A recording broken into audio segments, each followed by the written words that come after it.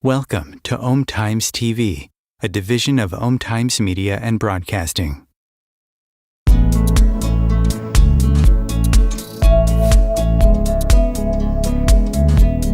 Welcome to the No BS Spiritual Book Club's live streaming interview series, where leading new thought teachers, speakers, and authors share the intimate stories behind the 10 best spiritual books that inspired them the most on their spiritual journey. From well-known classics to hidden gems you might never have heard of, the No BS Spiritual Book Club saves you time and money by sharing reliable recommendations from those who've walked the path before you. The No BS Spiritual Book Club, the only No BS guide to the best spiritual books to inspire your own journey of self-discovery. Here's your host, founder of the No BS Spiritual Book Club, Sandy Sedgbeer. Hello and welcome.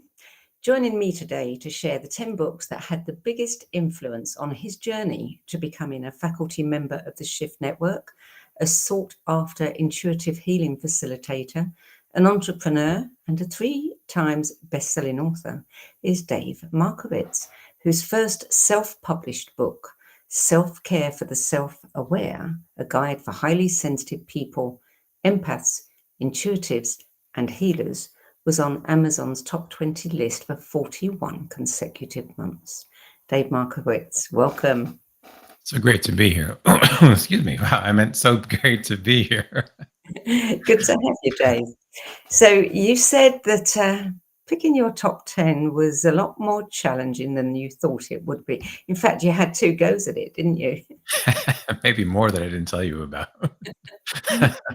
Mhm. Yeah, when you first mentioned it, first, thank you for doing this. I think it's such an awesome idea and so outside the box thinking and just like really acting upon that. So I just love it. When you first mentioned it, I said, "Oh my God, I would just love to be part of that." So thank you for inviting me here. And when you invited me, I said, "Oh, that should be easy." And so I had a couple, right off the bat that I wrote down, and then I just kind of got stuck and nothing else. I looked at, I don't know if you can see in the screen, but there's a stack of books, bookshelf behind me. I looked through those. Those are, I went to my next rack of books and looked through those. Now I had about 20, 25. Said, "Oh my God, how am I going to get this down to 10?"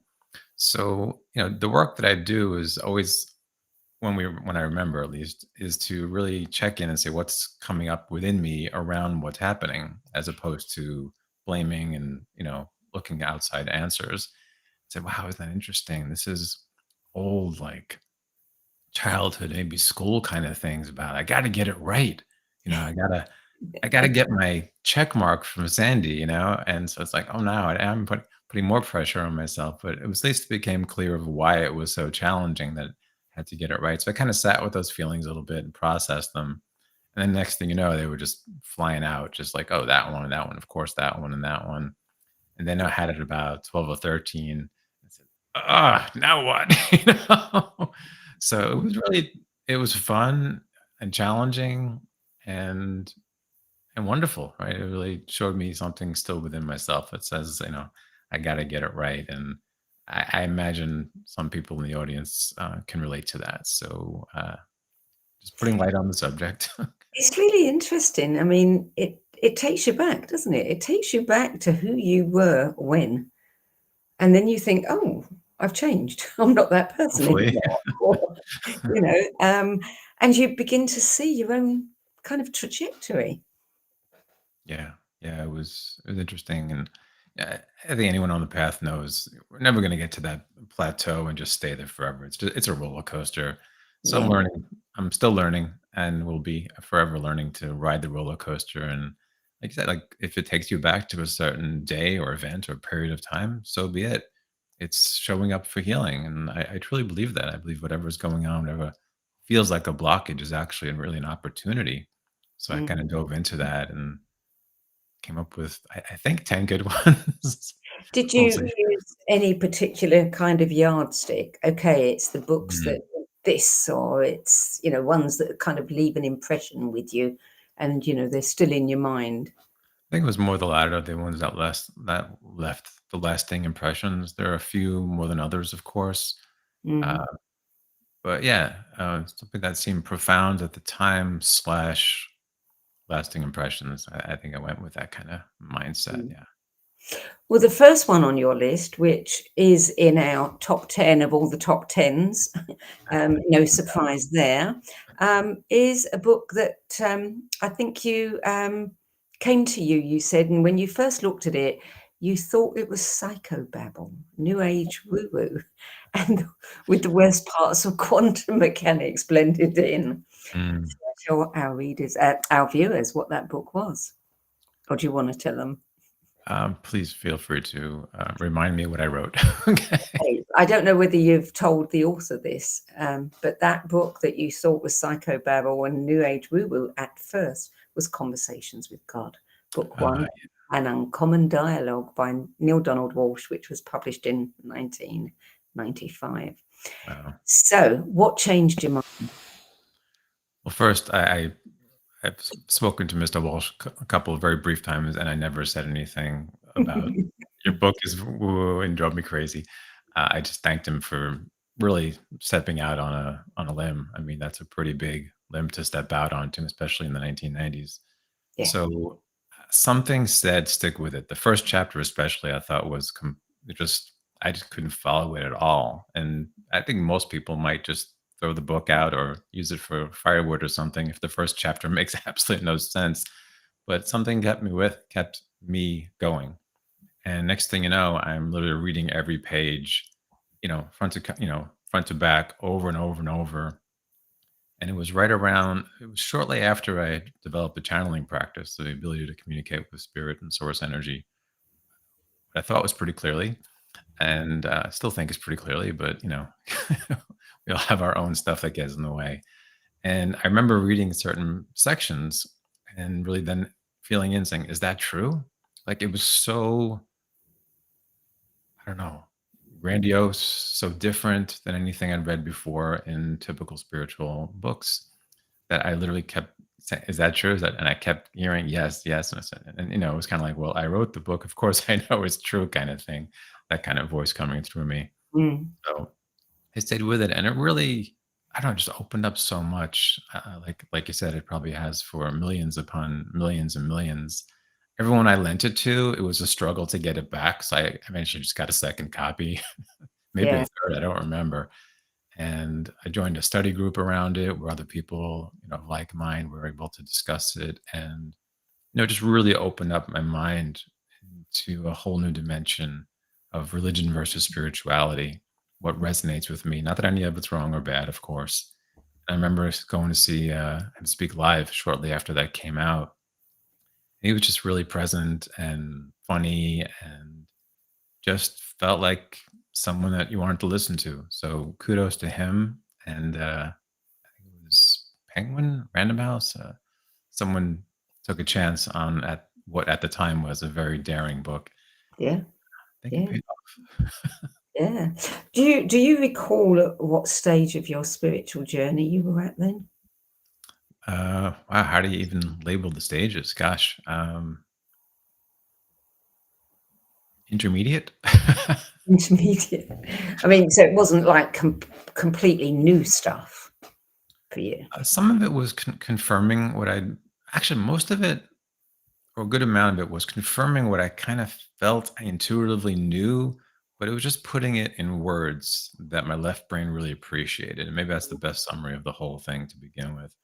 Yeah. Um, And it confirmed and also expanded my reality. And, if you're thinking about a book or any kind of experience, what more do you want? I mean, sure, you might want to numb out for some experiences, but for expansion, growth, understanding, what are we all doing here and why? And that this energy called God is available to all of us. I mean, that's quite a breakthrough for me, considering my upbringing. And I think a lot of people also who were just learning that, you know, God doesn't speak to anyone, except those couple of old men, of course, 2,000 and 5,000 years ago, that kind of thing. Um, it was just really mind blowing. And just, I'm very grateful for his work. And I think he's a great, Mm, great human being and quite a messenger for the planet. indeed. Book number 2, When the Body Says No, by Gabor Mate, published in 2003. That was 2003. I didn't even know that. Yeah. Wow. What Anyone was who listens to Gabor Mate and is not taken in by his story, I would question. Right? He's so authentic, so real, so vulnerable with his experiences. He never claims to be above anyone. He never claims he's mastered anything. I think that's very appealing. And he's talking, again, he was kind of confirming all these things that I had learned. Being a medical intuitive, I was really into this mind body connection thing, and also really just wanted to teach it. I personally got a lot of value understanding how my body responds to the mind. And, he again was putting words on that whole process. And he was talking Mhm. about, when the body says no, like there's a certain point when your body will tell you you've had enough, whether it's chocolate or pursuing a particular goal that's either out of reach or needs to be achieved more compassion and, slowly. There's your body's always speaking to you. And as a medical intuitive, obviously love that whole idea because, I teach people I don't just do the readings, but I teach people eventually how to do it themselves. Listen to your body. Sometimes it's very simple. It's just saying no. So many aches, pains, and illness that we're dealing with that in Western medicine are either uncurable or not understandable or idiopathic. There is an answer for all of these things. Mhm. And I had been teaching those concepts for years. And then, then his book came to me. And personally, because I'm not a medical doctor, to hear a medical doctor who, I was taught to really have reverence and respect for, to hear a medical doctor put, almost what seemed like my work into his words, and so that a left brain Western mind can appreciate it, that was pretty powerful. So I kind of, got a little new age validation there. Book number 3, Spiritual Enlightenment, The Mm, Damnedest Thing, from the Enlightenment Trilogy, Book 1 by Jed McKenna, published in yeah. 2002. These older books. What is that saying? Oh, nothing. Um, Mr. McKenna's work is really powerful. For those that haven't read it, he claims to be an enlightened being. And I think what really jumped out to me was he didn't have the experiences or the descriptions of what at least I understood an enlightened being to be, to act like, to speak like, to do. He made it somewhat more grounded, which kind of seems, Accessible. yeah, maybe a little more accessible that way. And also took out the illusion that once you get to that place that you can never be hurt. At least this is how I understood enlightenment. And he was saying, oh, you can be hurt, you just deal with it differently. So it seemed Mm. very grounded to me. And, part of me, because he spoke about this retreat that he has, I got inquisitive and I looked up. I couldn't find anything about him, about his retreat. And part of me was saying, is this a story? I don't even know if this is true.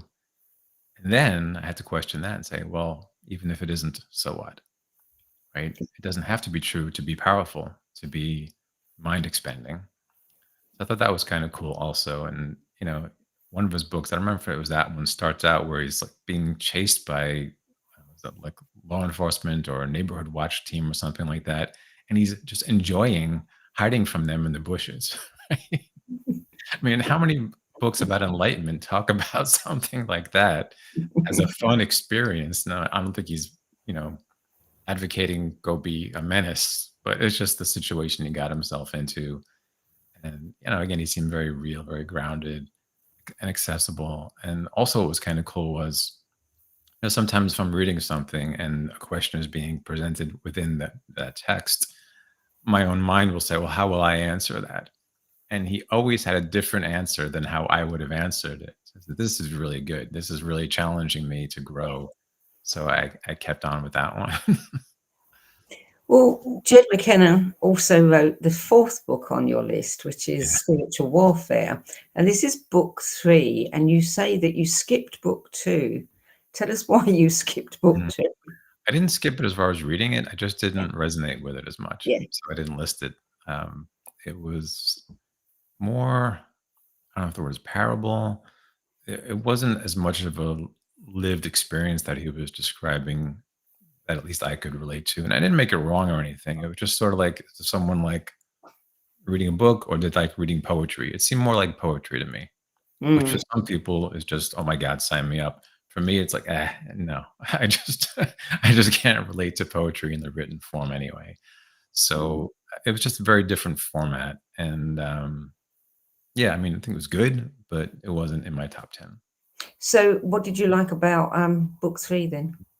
Same idea, his groundedness and his experiences, his teachings, that he's very fact based around enlightenment, which again seems sort of contradictory to how I understood it, or it just seems so nebulous. And he was saying, it's okay if you don't believe me. This is my experience. Almost, followed by a period, right? Like he has, from what I could read and gather and sense, there was no attachment at all to anyone believing anything he says ever. Well, it's interesting. You said that he doesn't have a social media presence, no online videos, no information about where he teaches. How on earth does one find him?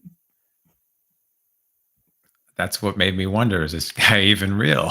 Because like you said, who doesn't have some social media presence now? Yeah. So I don't know. I guess just his books. And, But they're worth reading. I These think two, so. anyway. Yeah, for me, definitely those. Mm, I mean, he has. He's got more than just those three, but that's the trilogy, as he calls mm, them, and the bookends of the trilogy to me were really powerful. And just, yeah, I keep it next. I don't think I'm alone. We keep a book next to our nightstand, and mm. we just either randomly open a page. I like to listen intuitively for a number. So just last night, I heard 114. I picked up his book, and it's, oh, okay, that relates to what I'm dealing with. Mhm. Well, book number 5 is by an old friend of ours, Conversations with the Z's, book Yeah. 1, The Energetics of the New Human Soul, Lee Harris, which was also published in 2002. Lee, I don't know if you know, I actually met him on your show about 12 years ago in I recall that. yeah, Yeah, yeah, that was wild, and he and I just looked at each other, and it was kinda like instant, "Okay." recognition. Yeah, Recognition there, and, maybe just because 'cause I'm balding and he's completely bald, I don't know, we have related on that level, um, but yeah, there was a beautiful recognition there, and we've stayed in touch, and he comes to town, we connect and hang out and tell stories and compare experiences, and, his books are also really great for expanding the mind in a similar kind of way to Jed's, where I would think a particular answer would be coming, yeah, and something yeah. comes from left field. And some of it was, a bit beyond my current understanding, and that's okay, right? And that's part of, why I think it's good to read books to expand our understanding. And sometimes I think we just read it to have our biased opinions confirmed, and nothing wrong with that, right? It's just nice to know the Yeah. intention behind what we do. So there's some of that with his, but there's also a lot of things that he channels from the Z's that I would or I haven't yet thought about at all. Mm. So also a highly recommended I book. think I actually quoted the wrong date there. I've got a feeling that Lee's first book was published much later, probably closer to 2012, I would imagine. Mm, So I don't know how that 2002 crept in there. But you're right. I mean, there's something about his books that I find, so down to earth. I like practical. Give me something I can say, "Oh, yeah," that you hadn't thought of. And that's what appeals to me, and that's what I find in Lee's books. yeah, definitely. So another one that you chose, which doesn't appear as often as I think it should, Oh, and I'm always surprised by that. It's a fabulous book, The Presence Process: A Healing mm, Journey into Present Moment Awareness by Michael Brown. That one was published in 2005. I know a lot of people have done this process, and I know many people who do it every single year. And it is so darn powerful. mm. I haven't had the courage to do it more than once.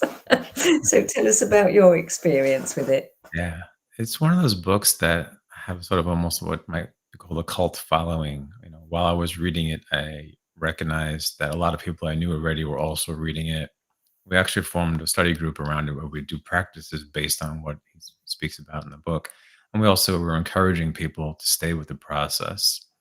One of the interesting things about that book, as you may recall, the first half of it is extremely tedious, if not boring. And he actually says, I know this is tedious and boring, but I'm setting it up. Like he's not, a man behind the curtain kind of thing. He's like, I'm setting it up so that the second half of the book will make sense to you, that you'll Yeah. stay with the process of actually doing the work. And how many people, self included, will read a self help book and just not really do what it says? Like the mind gets into that looking for information mode and or confirmation mode and not into the doing mode. So to me, a book can really create pathways, but something that gets you to actually do something, to apply steps, that's kind of miraculous. And having a group around you is only making it a bit easier, or maybe a lot easier. So we would Mm, compare notes and everything and support each other going through it and say, stick with it, stick with it. I don't think anyone in that group is still doing that every year, but many did it probably 2 or 3 times was probably the average. So for those listening, it's just a process of getting in touch with your hurt, your pain, your Yeah. wounds. So And it's it's such a simple process. When you read it, you think, is that all there is? yeah, And then, you might do it several times, every day, and not have a response. And then all of a sudden, out of nowhere, comes this upside the head, and you have a big response. Yeah. yeah, And then you understand the power of this process. yeah, exactly. So in my book, books plural, I try to really push doing the work. Don't just read about it. Yeah. I compare it to, you can't learn to ride a bicycle by reading about it. You got to get on the bike. You're going to fall a couple of times, but that's how you learn. Your muscles just become entrenched in that mindset, or the neural pathways begin to form and make it possible to ride a bike. And as they say, once you ride a bike, everything, it's just like riding a bike. You never forget it. So it's pretty miraculous that that book in particular has really affected so many people so deeply. And the format of it, it's just so interesting. It's like, I know this beginning is going to be boring, and yet stick with it. And I promise you, something is going to go, poof, like you said, you get that moment of aha, and it makes it all worth it. Yeah, and on a personal level, his own story is amazing, and also the fact that he gave this to the world, allowed people to teach it, do what they want with it. He didn't have no ownership of it other than the books. That's it. He doesn't own the process, and then he disappears, steps back, and Yeah. it's people get on with it. True non-attachment practice right there. Yeah, absolutely. Beautiful thing. I do that with my work also. I never, said this is Dave's work, or put my name on it, followed by energy medicine or something like that. It just doesn't really feel right to me. I think it was given to me. I can channel it, sure. I can put it in a book, and people hopefully will read it and not use it for firewood, and get some kind of growth and experience with it. And potentially, if they feel called to reach out to do a session or a course or something based on those words, then the book is totally worth it. As Yeah. one business coach said to me, your book is an expensive business card. That was interesting. Yes, it is. Yes, it is. But what a business card. Potentially a mind-blowing, life-altering business card if you do it Yeah. right. Exactly. We're going to take a short break now. You're listening to a No BS Spiritual Book Club interview, and sharing the 10 books that had the biggest influence on his life journey is best-selling author, intuitive healing facilitator, entrepreneur, and faculty member of the Shift Network, Dave Markowitz. We'll be back with more from Dave after this break. Stay tuned. Times TV. Maya Angelou once said that there is no greater agony than bearing an untold story inside you.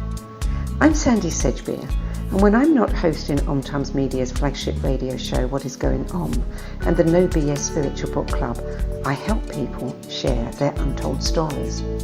Books are my life, my joy and my passion, and there is no greater reward than helping aspiring writers get their books out of their heads and into the hands of those who are waiting to read them.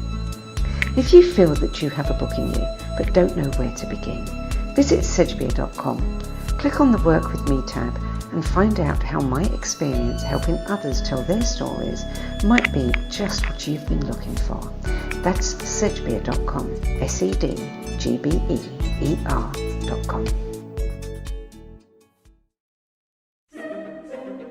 Imagine becoming a super influencer. Reinvent yourself, invest in your brand, and then manifest your success with a robust spheric approach. Times Media and Broadcasting offers a unique and multifaceted way to become the spiritual and conscious influencer you deserve to be by putting your message across our powerful platform with its proven record of integrity and excellence. Through our produced shows, Times offers the opportunity to become a social media TV personality, a radio show host, an Times magazine columnist, and a syndicated podcaster, all in one shot. By live streaming your show on Times TV and broadcasting it across the extensive Times radio and TV networks, you become more than a host. You become an ambassador and a force for positive change. Om Times. Open yourself to the possibilities. Everything that we do, we can do in a contemplative manner. Through the art of contemplation, you can use the gene keys in a really powerful way. Gene keys is basically the code book of life. In the gene keys, the book is made up of these three levels: shadows, gifts, and siddhis. And the journey is through those three levels, kind of unpicking of the shadow states, the releasing of the gifts, and then the embodying of this higher consciousness called the siddhi. And the siddhis are very exalted words. And it's not like we kind of suddenly are all these exalted Christ-like beings, but we have flashes and illuminations along the journey. And the more we get stuck into the journey, the more illumination comes to us, because the more we're releasing the light from in these codes inside our DNA. So all those revelations are inside us. So the contemplative way is the inner way.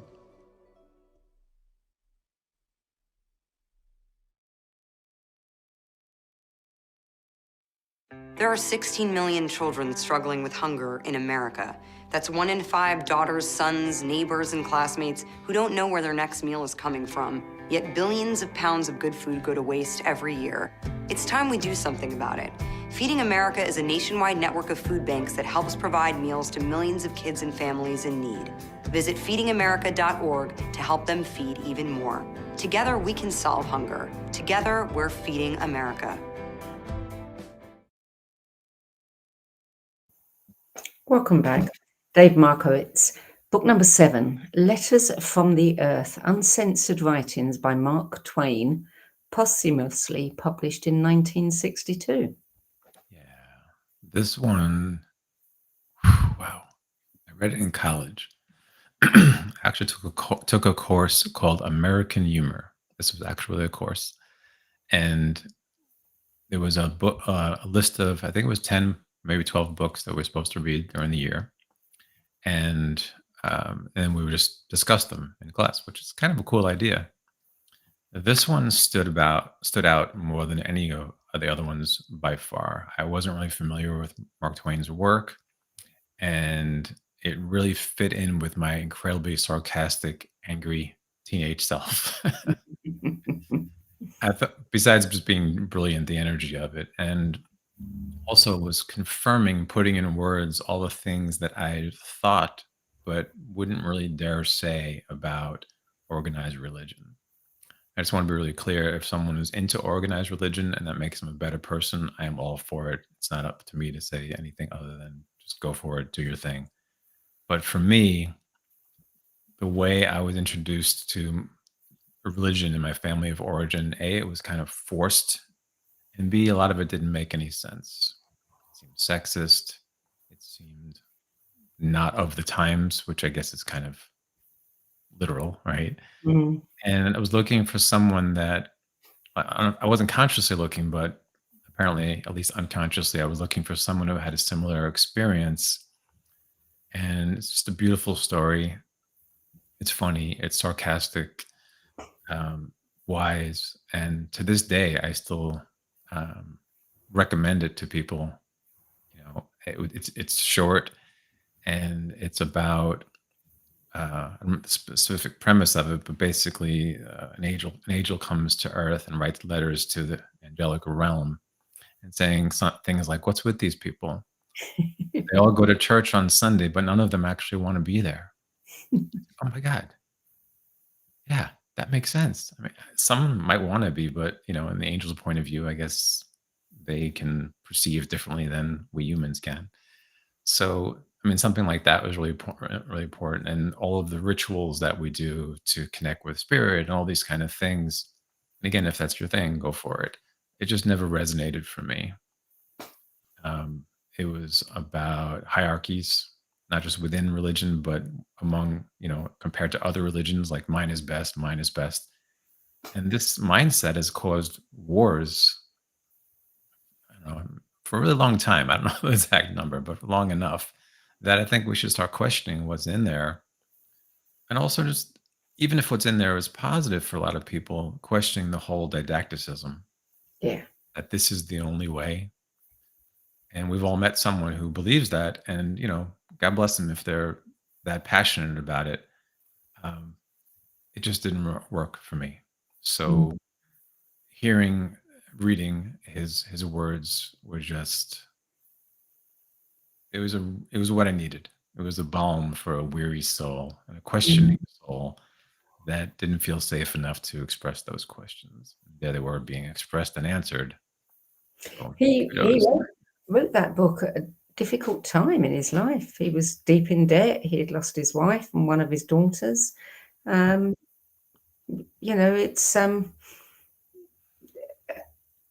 we don't think about authors having those kinds of experiences. They're Mhm. sitting up there on a shelf in their glory. We don't think of them having the kinds of issues that we have.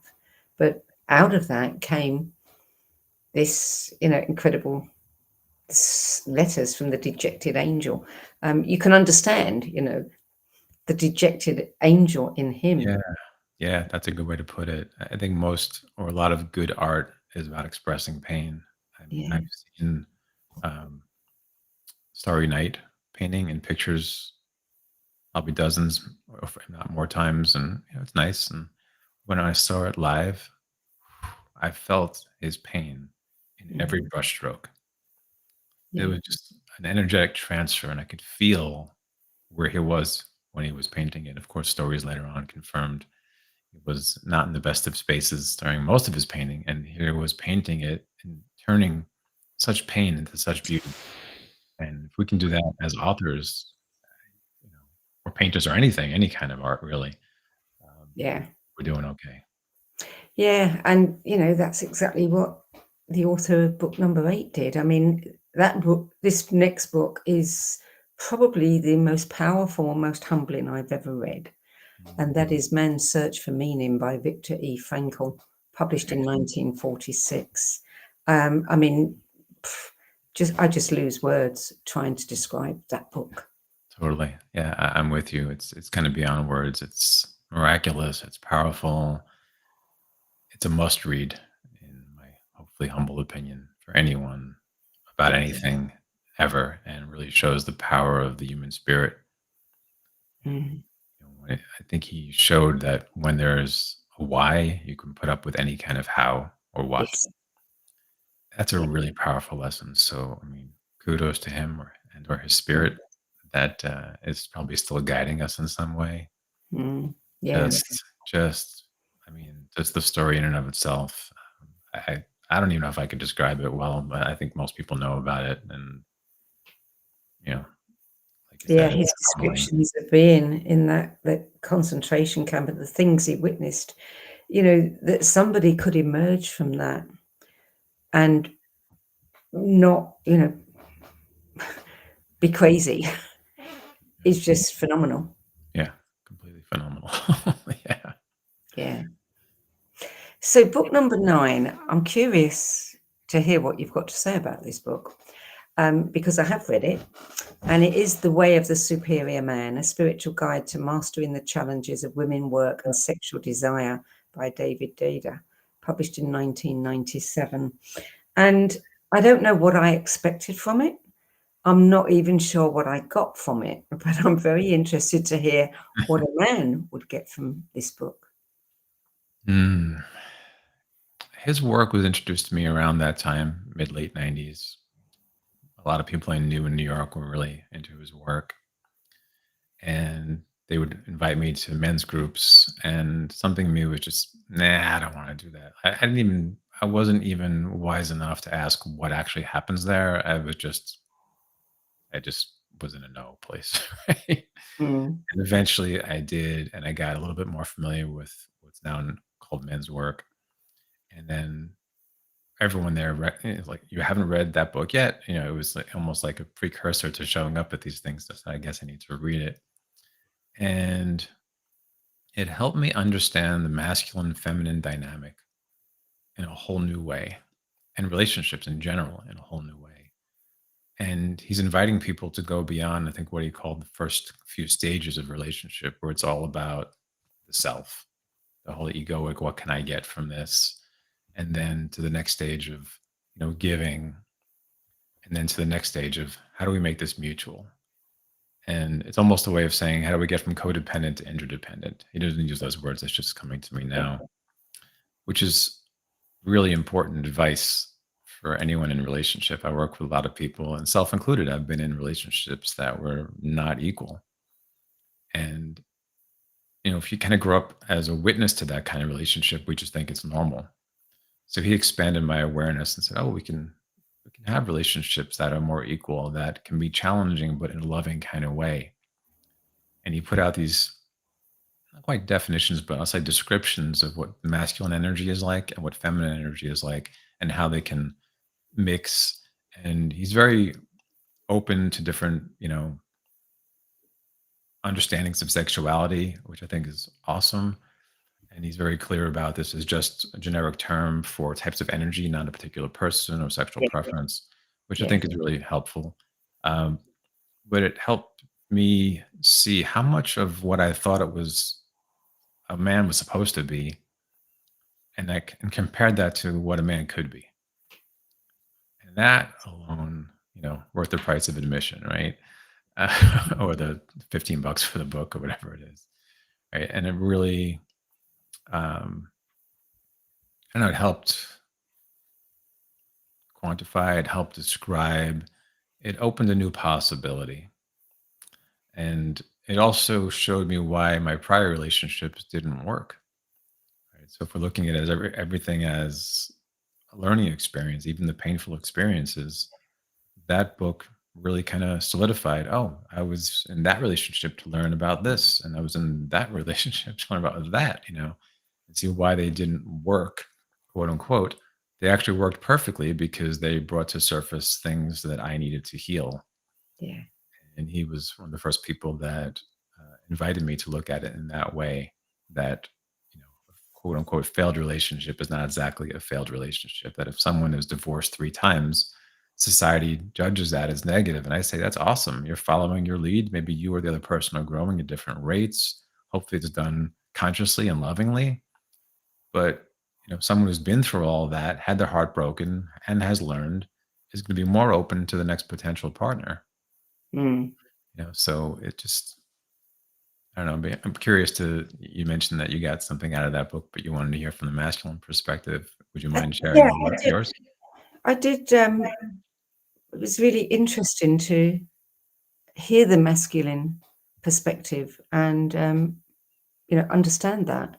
I think any book that or any piece of advice or teaching that shows us who we can be rather than what we should be Yeah. is invaluable. And I've always been very interested in understanding what life is like, what relationships are like for others. We can't look at it purely from our own lens all the time. I attended a workshop with him, a weekend workshop, and he would just talk for a little bit, and then he would take questions, and he would demonstrate or ask people. He asked a couple to come up to the stage, and I remember it's pretty clearly. It was pretty funny and very enlightening, if you will, where the woman said, "I'm really bored with our sex life." And the guy was like, "What do you mean I'm bored?" Which is, of course, a typical male response to that kind of inquiry. But here they are in front of 100 people, willing to have it looked at. And so David Data, I can kind of feel him just kind of feeling in and just thinking what to do or how to say it, how to present it. I really feel he's pretty guided. And so he said, well, show us what you do. Everyone's kind of, so they kind of, get in a little cuddle position, fully clothed on the stage. And the guy said something, well, I usually do this. And then I usually do that. And then I usually do this. And Data just kind of yelled out, there's your problem. Usually you're doing the same thing over and over. She wants something different. And she just lit up. She just became completely radiant. It was like someone put words to her experience that this guy could understand. So, I won't go into more detail, but you get the idea where Yeah. he's very present, and like you said, he invites people to a possibility, which I think is Yeah. invaluable. It's interesting, isn't it? The different perspectives. What is that? I don't remember where it came from, but that old joke. I don't even know if it's a joke. It's probably a truism about the the therapist saying to the husband, well, or the wife, how many times do you make love? And she says, all the time, oh, at least 6 times a week, all the time. And then she asked the husband, well, how many times do you make love? And he says, no, hardly ever. 6 times a week, hardly ever. And people are looking at it from completely different perspectives. Yeah. Anything that can throw light on this, perennial challenge that we have, relationships of all kinds, not just, partners, is good as far as I'm concerned. But including jokes. Let's move on to your last book, because your last book is a book that has been on Amazon's top 20 list for almost 4 years. And it is your own book, Self-Care for the Self-Aware, a guide for highly sensitive people, empaths, intuitives, and healers, published in 2013. That was your first book. And the fact that it was self-published, all the more kudos to you for it remaining there for so long. And I know, because people occasionally have asked me, can I say, include one of my own books? And you said exactly the reason why I say yes, because writing that book was a transformative experience for you. Yeah. Definitely. I had been doing sort of what might be considered more traditional medical intuition and energy healing work. I know sometimes that might seem like an oxymoron, where I'd work with someone, I'd be able to intuit, okay, you're angry at your dad. I'd work on the anger and the physical pain would go away. Well, I had what I later called an empathic awakening, where I was invited to a friend of a friend's birthday party. I didn't know till I got there that it was a party bus tour going from bar to bar to bar. And I hadn't really drank since college, which was probably easy 20 plus years earlier. And, I'm there, kind of, when someone else give me a ride, I can't exactly, so I figured, all right, I'm here ready. It's not my thing, but let's just make the best of it. At the end of the evening, I went out to hail a cab and it came out something like, that feels like I'm saying what a drunk or how a drunk person would speak, really, really drunk person.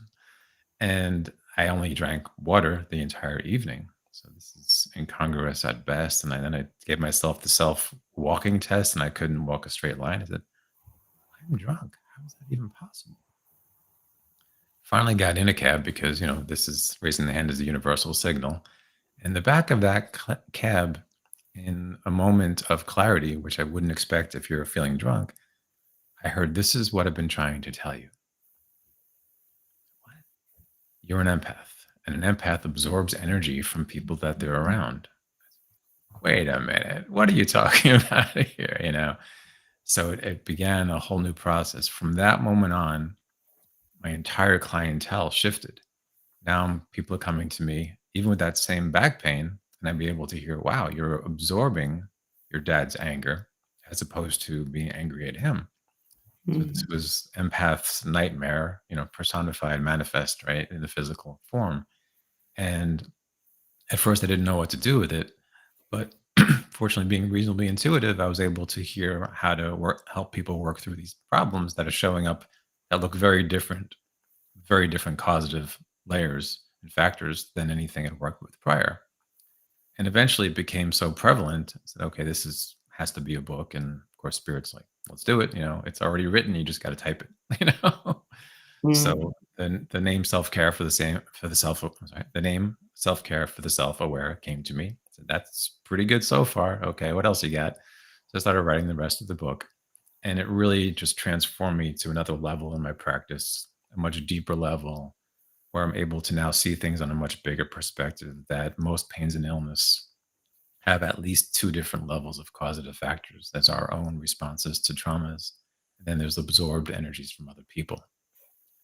And when we work with either of those with the right tools that are designed for that, which also I intuited, we can get results. Whereas before I got some results, but nowhere near the level that I got afterwards.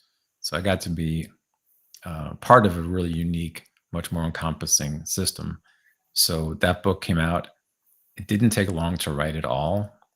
It's relatively short as far as many books go. So a lot of people, I think that's kind of a turn on. Like I can read through this in a day. Great. You Mm. know, some other ones, it's like, 500 pages. Oh my God. It's going to take 10 years to get through that. And it's really powerful, has practices in there, and it transformed me to a very different person. So in the same respect as, your rules of how does it affect the author or the reader, in this case, both. Yeah. And on very rare occasion, I'll just pick it up and just read a paragraph, and I'll say that's pretty good. That's good stuff.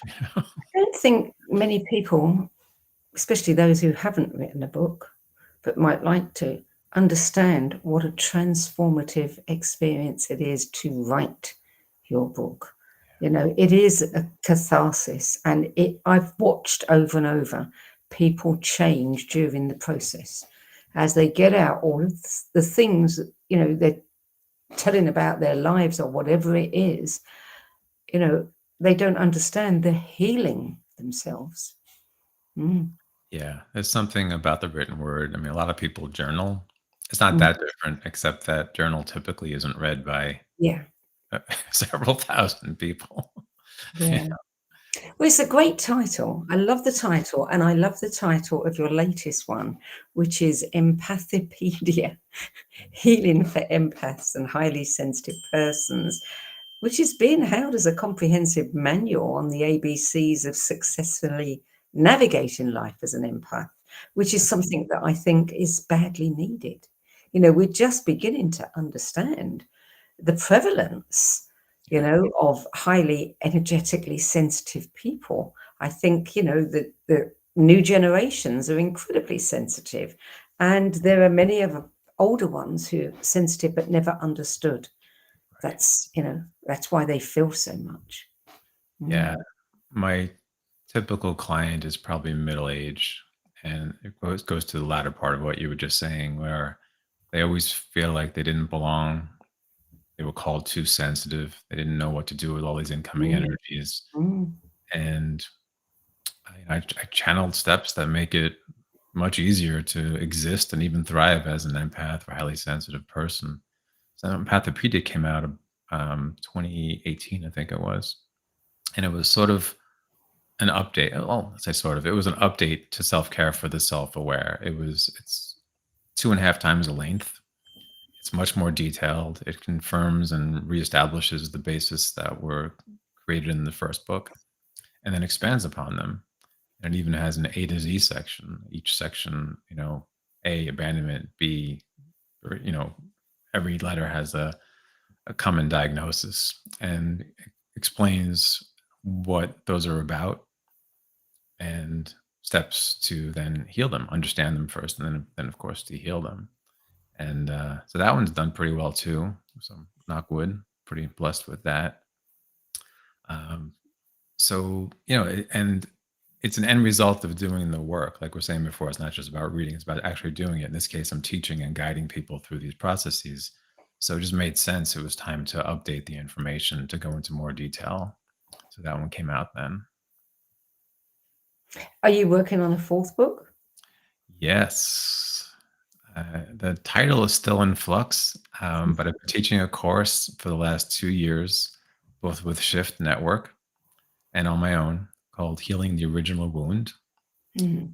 or Healing Abandonment Wounds, or Healing the Four Original Wounds. There's all different titles that are kind of floating around. And I know when it comes to time to really master the book, the title will come. So I'm trying not to freak out and worry about it too much.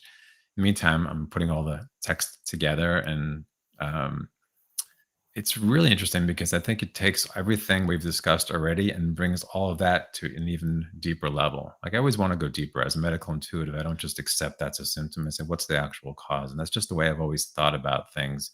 We don't, without addressing the root cause of anything, nothing's going to really transform. You might get temporary relief. And if that's what you need and all you can get, go for it. I mean, that's not wrong. And there's also potential of much deeper healing. Yeah. So it came to me over the last few years about how much abandonment we experience even in the first few minutes and first few years of our lives, and how that affects even present day situations, whether you're 20 or 90, we're still somewhat guided and governed by and affected by these abandonment wounds. One of the reasons we want to connect so badly is because we disconnect initially. And it was shown to me, and I try to put it in the book in as clear as possible language. There is a reason for all of this. I mean, we hear all the time, like there's a reason for that, a reason for this. And what I kept hearing and seeing was we learn about life and ourselves through duality and contrast. And we're all one at our core.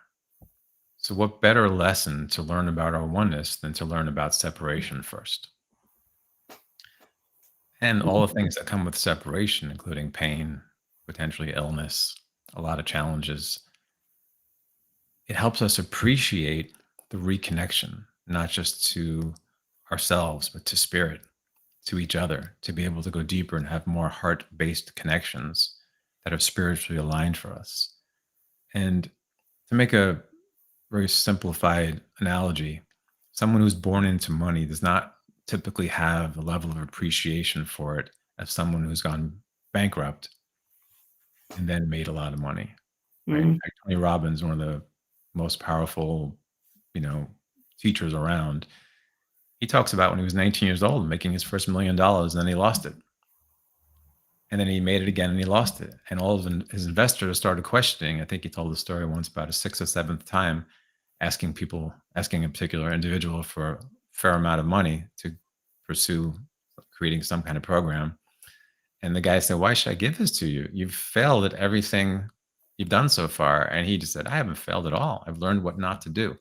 Yeah. Very simple, very basic, but I think an important reminder. So similar kind of thing. If we were born super healthy, with great relationships already at our beck and call, completely connected to spirit, and with a complete awareness of who we are and why we're here, there'd be no journey. And we wouldn't appreciate knowing all of these things. So we separate on multiple levels: spiritual, physical, emotional. And we also separate from our own selves in the first few years of life, where we morph ourselves to be how everyone else wants us to be. So the book describes it in a lot more detail. Of course, the courses, go into it in much more detail. And we're really healing those very deep, painful layers of wounding that, again, I think are affecting us to this day. So if something, if you've done, quote unquote, a lot of work around a particular issue and nothing's shifted, and it's beautiful that you're doing something, and I'm not putting it down in any way, but in some cases, it's kind of like painting a rusty bridge. Yeah. You got to get in and remake the bridge or clean off the rust or something to have a real powerful, lasting, transformative effect. And fortunately, even though this work that I'm describing now is a lot more difficult than things I've done or taught in the past, very blessed to be able to attract a level of clientele that are really willing to do the work. Of course, resistance comes up here and there. And the beautiful thing about resistance is it actually is a beautiful thing. Beautiful thing. It actually shows what needs to be healed next. It's not a wall saying, "Don't go there." It's a warning sign saying, if you're going to go there, do it lovingly and compassionately, and ideally with a guide that understands these things. And in that safe container, people can really begin to shift some things on a very deep level. So hopefully that'll be out soon. I don't know exactly when. Look forward to reading that one when it comes out. We are almost out of time now. I really want to thank you for joining us and for adding your 10 best list of books that influenced you the most to the No BS Spiritual Book Club's archive of recommendations. Having these recommendations from people like yourself, people who have walked the path, is so important to others that are just waking up. So thank you for your contribution. Of course. And thank you so much for inviting me and just being awesome. It's been fun. That's it for this week. This show is also available as a free downloadable podcast on the Om Times website, on Spotify, iHeartRadio, and all the major podcast platforms, including Apple, Amazon, and Audible. And of course, it's also available as a video on YouTube. That's it for this week. I'm Sandy Sedgbeer. I'll be back at the same time next week with another 10 Best interview for the No BS Spiritual Book Club. Till then, goodbye from me, and thank you again to Dave Markowitz.